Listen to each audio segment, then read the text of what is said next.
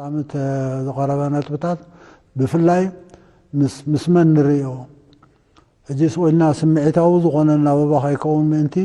ودعونا بابا خلونا وتوم قند تواصات تبهالو وعبيت اكثر زبهالو ابز حلف 30 عامات زراعه معباله نابي يقصو خيدالو ان العربنا ابت معرب اوشت 30 عامات زتراعي دخامات زحجي زقلت زلي ناتو قالو دي يلن أوروبا وحبرت نيرو قالو قبلنا خيلي ግን بينا يهلاوي انت عينة اللاويات سلد اللوي نتي اب انكو قصراو عالمنا ممصا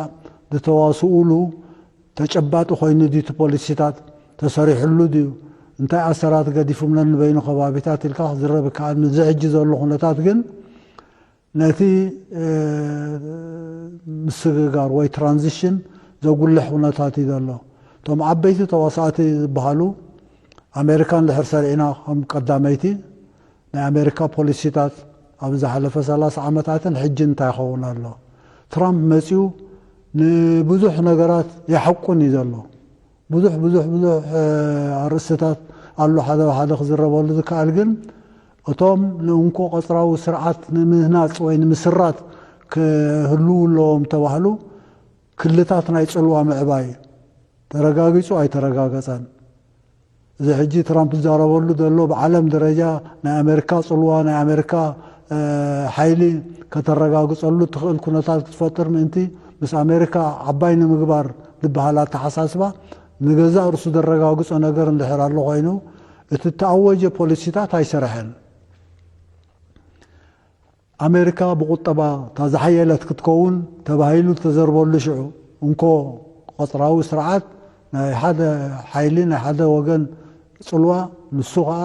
ናይ ዓለም ፀጋታት እና ገበትካ ይኹን ናይ ወሰድካ ሓይሊ ናይ ቁጠባ ምዕባይ ተባህለ የለን በዚ ሕጂ ትራምፕ ዝእውጆ ዘሎ ተፈላለየ ቀረፅ ታሪፍ መታሪፍ ዝበሃል ተፈላለዩ ተኣትሎ ዝረጋገፅ እንድሕር ኣልዩ ኮይኑ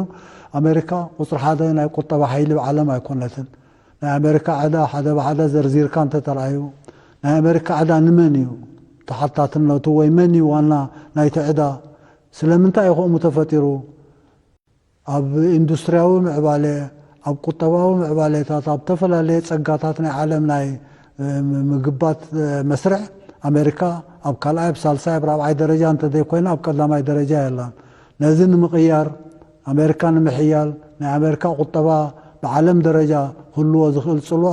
እዚ ዝእወጅ ዘሎ ፖሊሲታት በብሓደ ዘርዚርና ክንትንትኖ ንኽእል ግን ኣብ መወዳእታ ዘረጋግፆ ነገር እንድሕር ኣልዩ እቲ ተሓለነ ሕልሚ ወይ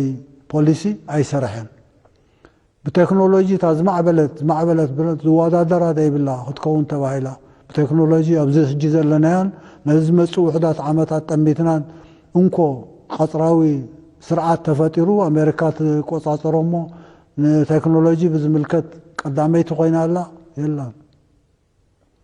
ብወታደራዊ ሓይሊ መፂና እንተርኢናዮ ንገዛእ ርእሱ ኣብ ናይ በዓል ቻይና ናይ በዓል ሩስያ ዓቕሚ ከይመፃና እቲ ምዕራብ ዝበሃል ንገዛእ ርእሱ እንታይ ወታደራዊ ሓይሉ ነዛ ናይ ኡክራይና ኩነታት ዘርዚርና እንድሕር ክንሪኣ ኮይልና ኣብ ኡክራይና ዘሎ ወታደራዊ ምዕባለታት ሓደ ብሓደ ተንቲና ክሪኦ ነቲ ብዓለም ዘሎ ሰላልፋታት እንታይ ቅርፂ ወይ እንታይ መልክዕ ይህቦ ብዝርዝር እንተርኢናዮ ብቆንዱ ምስቲ ናይ እንኮ ቆፅራዊ ስርዓት ኣብ ምምፃእ ተፈልሰፈ ወይ ድማ ዝተጠርየ ስነ ሓሳብ ድረታ ዝበሃል እዩ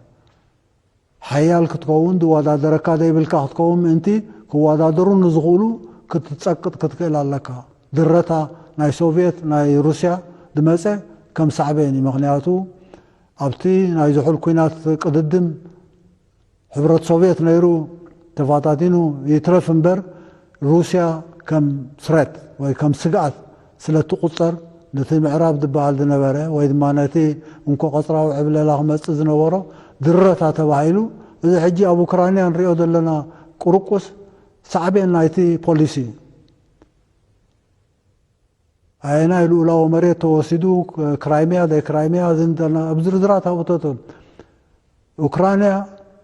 عودو وجه ناي سنة حساباتها درتا معرها بتكنولوجي بوتادرا وحيل بقطبة بعبللا بتصلوا كيف الترم انتي تقمت كيا بوليسي زمصو هناتاتي يوكرانيا تواقع دلا مصرسي عند حلهم بيناي موجود إذا كل زوج صدر غنزب تريليونات بليونات رايد يكون زوج صدر له خبي مسألة نايمني ناي أوكرانيا وتهدراوي دبال معلتي حدشت تكنولوجي تاتون أبتعودو قد سلفلو ذلو بيناي حيل المسألة له تغينات توجز كايد له أمونغو ناتو نبل بحفشة أمريكا مرحوم عرب ذلو أمونغو روسيا ناتو محزنتات ناتو سلطات ناتو كايدا نفترة يغيد على تغينات هذا تريو إنهم وزدون غيل أوكرانيا